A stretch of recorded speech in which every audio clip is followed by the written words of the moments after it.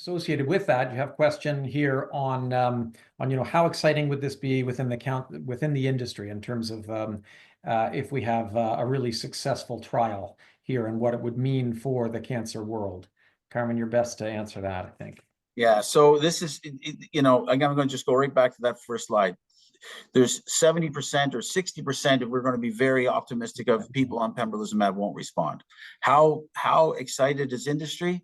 If we could move that marker 10%, it would give them a new lease on life. If we can move it 20%, it'll be incredible.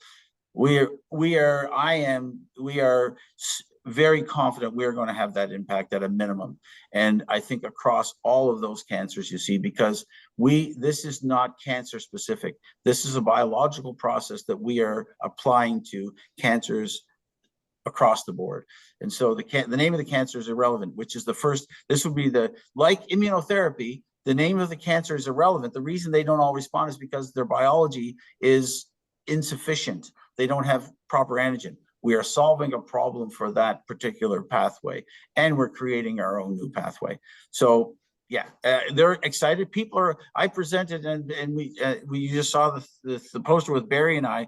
We were in Vancouver presenting at the Canadian Melanoma Conference, and we were inundated. Not the first day, interestingly, people have to digest this. On the second day of the conference, we were inundated by interest and people recognizing there might be opportunity. And so David will tell you he's been fielding calls and managing we have to stay in step here, but there's lots of excitement about this.